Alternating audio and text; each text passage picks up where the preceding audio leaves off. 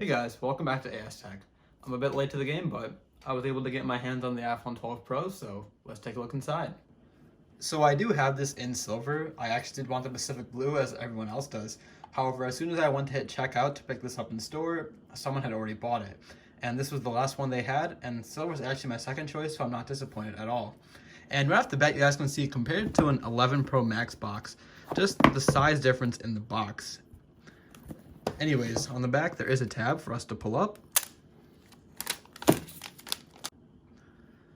Pulling off the top, and we have the 12 Pro right here. So I'm going to go ahead and pull up this tab, and you guys can see that this time around, there isn't a plastic covering around the phone. Instead, we just have this paper material, and then it has these little icons to show where each of the buttons are and what they do. So I'm going to go ahead and peel this. I'm going to boot that up and put that off to the side for just a second. And right here, we do have a Lightning to USB-C cable for charging. Right here, we do have some paperwork. So we do have the SIM ejection tool. We have some quick start information as well as only one Apple sticker. I'm a bit disappointed about that Apple sticker, but I'll let it slide this time around. But first impressions of this phone are wow. So I'm definitely a big fan of this new industrial design. The edges are definitely way more shinier, they're way more polished. So for example, on this silver model, you guys can see it's almost like a mirror, it's very reflective. I'm a big fan of it. The edges do help make the phone more grippy in your hands. For some people, it might even be a bit sharp, but then again, you are going to throw this into a case, so it's not going to matter. The edges do catch fingerprints a lot, and they catch it very easily. And I know a lot of people have been complaining about this, but the reality is you're going to grab this phone, you're going to want to protect it, so you're going to throw it into a case. So it's really not a big issue for me at all. The battery this year is slightly smaller, unfortunately.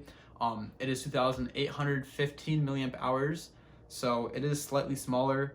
But then again, numbers aren't everything. It also depends on how power efficient the CPU is, and Apple does claim that the A14 is more efficient than the A13 from last year, so over time we'll see how that holds up. The screen is slightly bigger this year at 6.1 inches compared to 5.8 of the 11 Pro from last year, and I do think this is a nice sweet spot for a phone. It's not too big or too small, and obviously having a bigger phone is very nice for content consumption, but it can be a bit of a hassle to carry around, so I do think that this is a nice size. And one thing to point out about the 12 Pro versus the 12 is that the edges are made of stainless steel versus aluminum on the 12.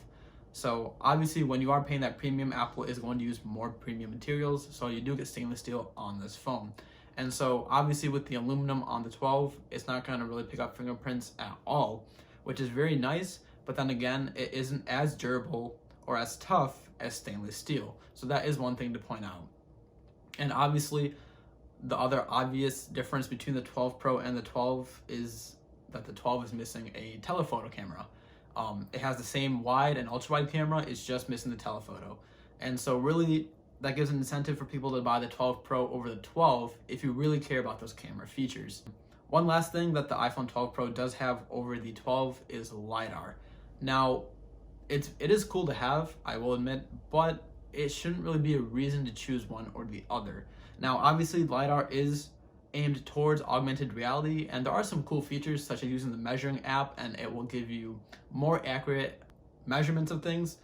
But right now, there aren't really enough things on the App Store for us to utilize this enough. So if you are deciding on upgrading, this definitely should not be a major factor. We do have the cutout for millimeter wave 5G on the right side, so I know there were a lot of rumors of people speculating what it could be. That's what it's for. But if you are anywhere outside the US, you won't get this antenna because it's not supported in other areas. So that's what that is. 5G. Let's talk about that for a second. Now, yes, the iPhone 12 series does have 5G. However, if you are considering upgrading, this should not be a decision maker for you guys, and here's why. Now, yes, 5G is fast, it's cool, however, it's not widely available enough for it to justify the upgrade. It's still in development, and it's still going to take a couple years before it becomes available to everyone else. So if you are considering upgrading, it is a nice thing to have for future proofing. However, it shouldn't be what makes the decision for you. What else is new? MagSafe. So yes, it is the same name from the MacBook chargers of the past. And essentially what it is a Qi wireless charging magnetic puck that attaches to the back of your iPhone and it charges your phone.